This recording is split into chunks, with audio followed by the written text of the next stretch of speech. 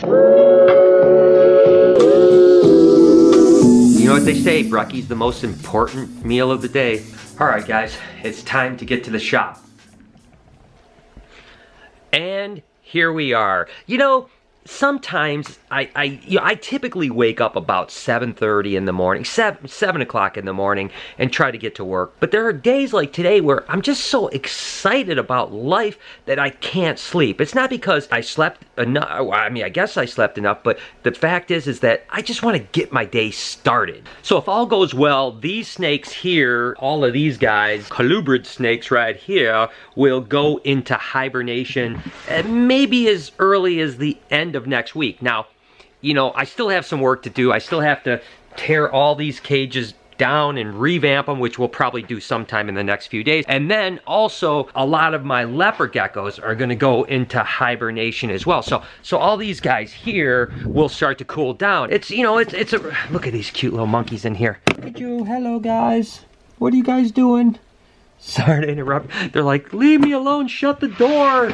It's cold out there. So anyways, point is that, you know, all these guys are you know, geckos and stuff like that here. Look at that. Take a look at how gorgeous. Look at that little animal right there. Isn't that beautiful? This is just a Tremper albino leopard gecko, of course, and leopard geckos are just great pets. I mean, they're great animals, and we love them. We work with them a lot. We have, you know, again, all these, you know, all these here and all along here and some over on the other side. They all kind of, there we go. Hello.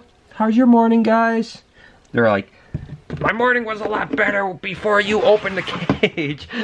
But anyways, point is, getting back to my point, we have to revamp all these cages, including the geckos, stick them in hibernation. Now, these guys here, these corn snakes and king snakes, all these guys right here, actually, believe it or not, go down to about 50 to 55 degrees Fahrenheit. And they're cold and dark, and we just basically give them water. They don't eat during that period of time because obviously they're cold-blooded and they can't digest food. These guys, the leopard geckos, don't get quite as cold, but they do go down to about 65 degrees. Now, another lizard that actually goes into hibernation as well are my blue-tongued skinks. All these guys right here. And of course, these are blue-tongued skinks from Australia. I talk about these guys a lot. I love blue-tongued skinks. And the reason I love them so much is they're so easy to care for. I mean, they basically just eat dog food, and you don't have to get crickets, and you don't have to feed them rodents. And for you people like me that are animal lovers that sometimes have a problem with feeding rodents off, which I certainly do, although I still do it, obviously, because I love snakes, you know, a skink is a great...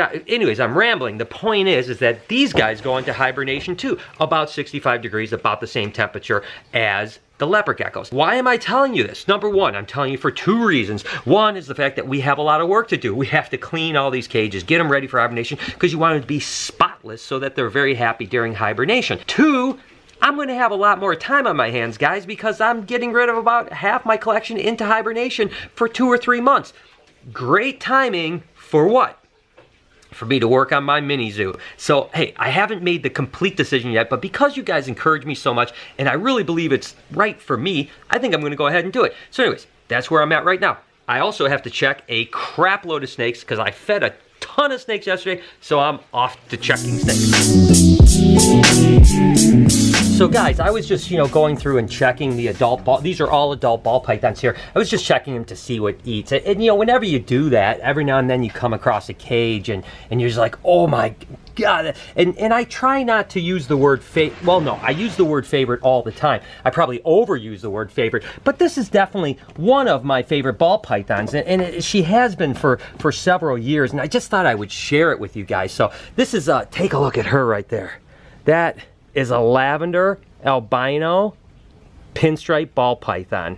How gorgeous is that? And you know, I hatched her about 5 years ago, and ever since I just love her. She's got a great temperament. She's really beautiful, and just every time I open the cage, I just go, whew, I just get like warm and fuzzy inside. Daisy, you know, I'm trying to keep her tame because, you know, I want to handle her around kids and I want to handle her around people. And yesterday I had her out, and she wasn't nippy whatsoever, but she was a little bit more feisty when I'd like her to be. I want her to get really tame. So I think today I should do a handling session, because pretty soon she will be something I take out in front of kids and stuff like that, but I'm not quite there yet with her. And then I'm just gonna do that. I do need to wrap things up here. Before I was gonna spend some time with my family, me and Lori I don't even know what we're gonna do, but I wanna get out here and enjoy the day, you know? And I love here, and as a matter of fact, Lori just called me a few minutes ago and goes, I know if you don't get home, you're gonna be there for 10 more hours, because she knows how I get here. So she goes, get done and get home. So I'm gonna do a real quick handling session with Daisy, and I'm gonna hit the road.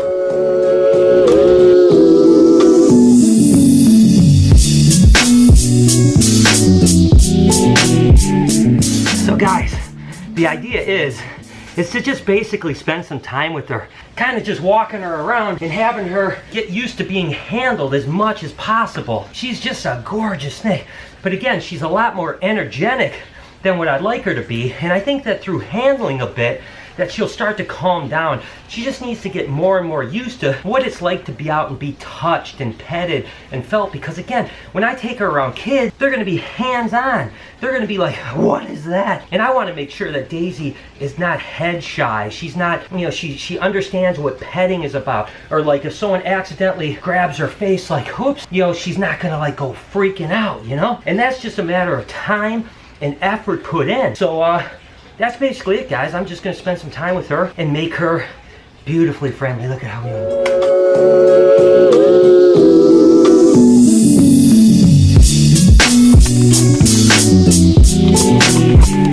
Okay, guys, I'm gonna wrap things up here, and I am on the road to go see my wife.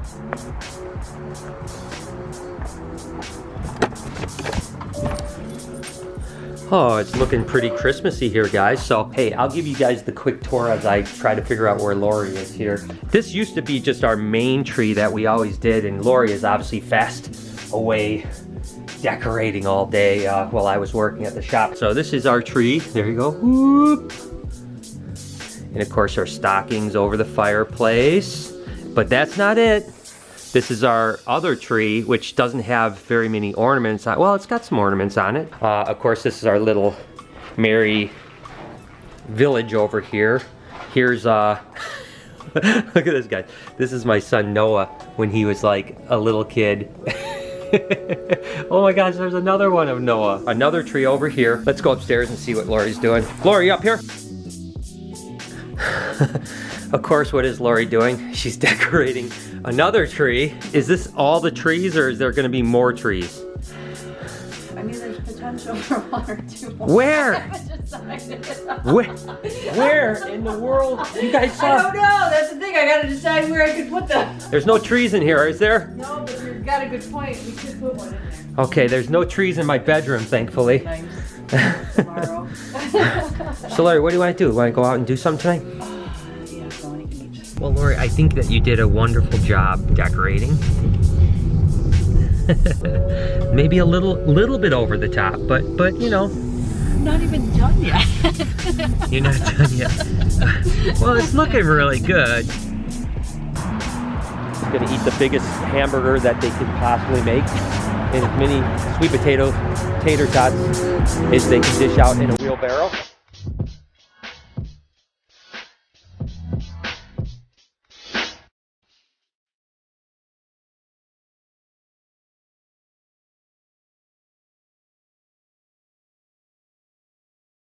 What do you think?